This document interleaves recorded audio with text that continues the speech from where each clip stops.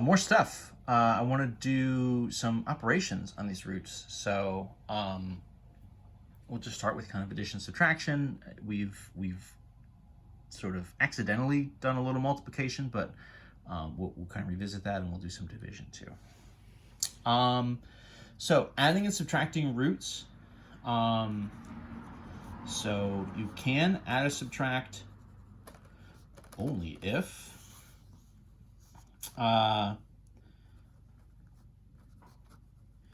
you have terms with the exact same root attached. So this is essentially a like terms kind of operation. So we can add and subtract different square roots provided that they essentially are the roots of the same things. So what that means, for example, is if I have something like, if I've simplified like we were doing before, so maybe I have 6 root 3 plus 2 root 3, right? So the roots here, root 3 and root 3 match. So what that means is I can essentially just do 6 plus 2 is 8, and then the root carries over. So this is like, okay, I've got 6 root 3s, I've got 2 root 3s, together I would have 8 root 3s, right? It's an apples and oranges kind of comparison. Versus, like, what if I had 6 root 2 plus 2 root 3? Well, then the issue there, of course, right? Well, that's a root 2, and that's a root 3. They won't combine. They just won't combine. They won't simplify. They won't really do anything. This just is what it is, and there's no way to rewrite it. So no real simplifying there. You just kind of get what you get. There's no real way to change that. So that by itself is an extremely quick lesson. Probably what you're going to see more than just seeing stuff like this by itself, is you'll see this kind of mixed with the types of problems we were doing a second ago, where you're sort of simplifying the root first. So you might see something like 2 root 8 plus 3 root 50 or something, right? Now, probably the first thing you're going to say is, well, this is a root 8, and this is a root 50. And those don't match. You just said if they don't match, there's nothing you can do. And that's true. 100%, you're exactly right. That is totally what I said. However, and oftentimes there's a however, both the root of 8 and the root of 50 are roots that we can simplify with the examples I did just a second ago, right? Root of 3 and root of 2.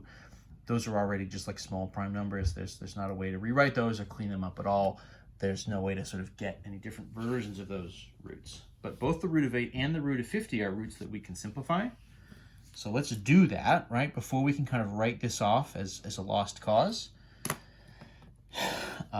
We got to see what we can do. So 8 would be, right, 2 cubed, or 4 times 2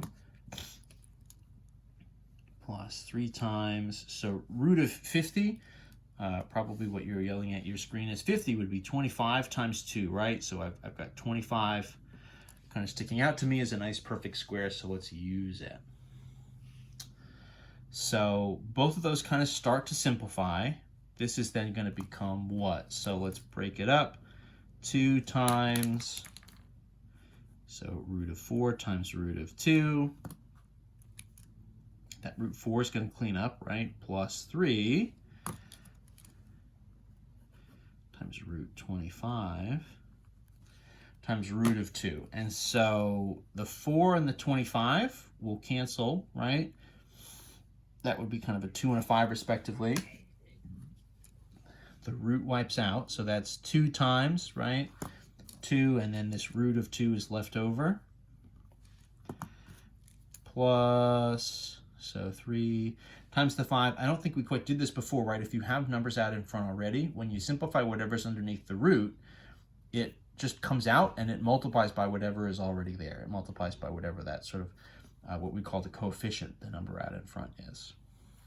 So 3, this root 25 becomes a 5, and then root 2, of course, is still root 2. Well, lo and behold, right, I'm getting a little bit ahead of ourselves, but notice at this stage, root 2 and root 2 both left over. Let's see if we can get there. So this is 2 times 2 is 4 with root 2, plus 3 times 5 is 15 with root 2. Okay, well, so what at first was very obviously different roots, literally just like different numbers, now we have simplified and kind of rewritten and 2 different versions, right, of root 2. So this is 4 and 15, of course, together would be 19 with the single root 2 on the end. Notice, right, when we're doing this, of course, we're not doing, 2 plus 2 underneath the root is a 4. The root 2 is almost acting like a variable here, right? This is almost like we have 4x plus 15x is 19x. It's the same kind of concept in the way that these are kind of simplifying and combining. So that's what we're after. What else? Multiplication, kind of, sort of, we've already been doing, right? We said, root of a times root of b would just be the root of a times b, right? So that's for multiplication.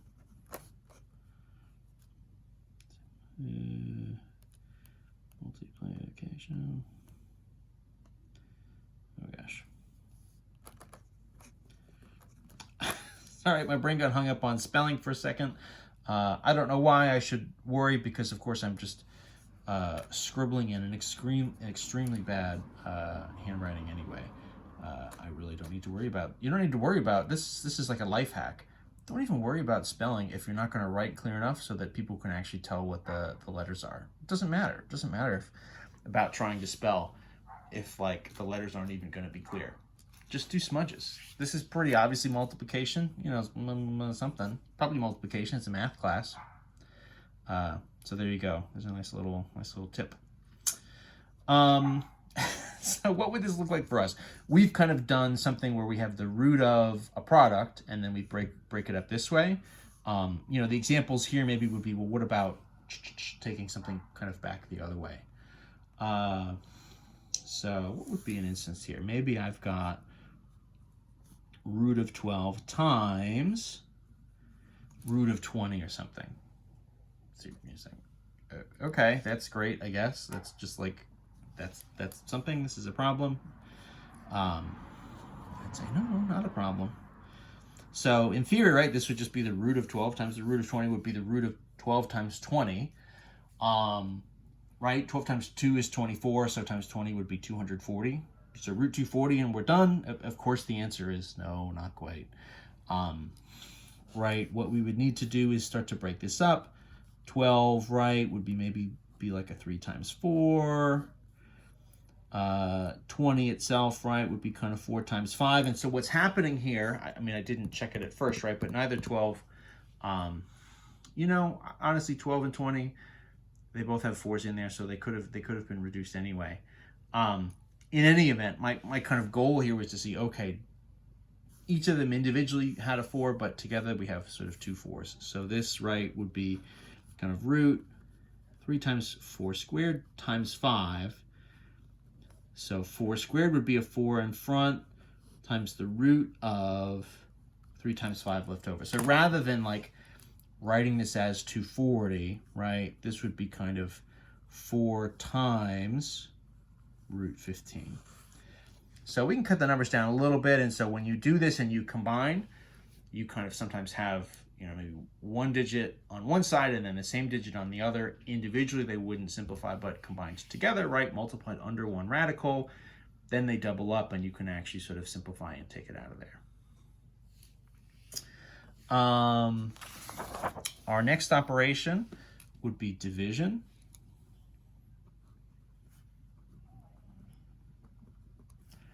And nothing super fancy here. The kind of rule that we're going to use is similar to the is similar to the multiplication rule in as much as if you have sort of like a root divided by another root, this is the same thing as one big root of the fraction, right? So like root of a over root of b would just be like the root of a over b, just like as a fraction. So this can show up a couple different ways. You might see something like, you know, like what is the square root of the fraction, like 9 over 25? And you would say, oh gosh, I don't know, like what the heck do I multiply to get 9 over 25? And then the technique here is just to say, oh, well, this isn't really so bad, right? You're really just doing the root of 9 over the root of 25, right? Root and root. So root of 9 is 3, root of 25 is 5, and that's 3/5, right? So you can actually sort of take this, just break it, do root over root, and then if you are starting with sort of nice enough numbers, even though this fraction, of course, doesn't actually reduce at all, rewritten as a root, you get something kind of like semi-decent. Right? The other version would be, you know, what if I had two different roots and then I was trying to like clean them up? So maybe I've got something like, gosh, I don't know. Should we go back to, let's do 30, right? X to the 5 over, I don't know, root of 3x cubed or something, right? So like neither of those particularly is all that great. We could maybe just sort of rewrite this as one big fraction. Let's just like call this 30x to the 5 over 3x cubed. This actually allows us to kind of reduce and clean this up, right? Kind of x to the 5, x cubed, 3 and 30, right? 3 would go into 30 would leave us with 10. This would be, you know, 5 over 3. That would be P2 kind of stuff, right? 5 minus 3 would be x to the 2, just written as one root. Root of 10 is not really going to be anything, but root of x squared would get me an x. So this would become kind of, you know, root 10 times just a single x. And so my final version here may be x times root of 10. So pretty interesting, especially with the fraction ones. You can really end up with stuff that's just like not at all obvious from where we started, right? You wouldn't really say this becomes x times the root of 10. That's just like not particularly obvious at all from at first glance. But that's the kind of stuff that can happen. You know, we just want to make sure that you know, are kind of aware of these, are comfortable with doing all of these different simplifications. There's a handful of each of these kind of setups. In the homework, it's not, you know, dozens and dozens and dozens of problems each. But this is the kind of stuff that comes up. So we just need to be familiar with it. We just need to be comfortable working with the roots in all these different ways, kind of knowing when we can add, subtract when it's fine. Multiplication, division, just sort of knowing how to kind of move everything around and how to kind of clean these roots up when we get them.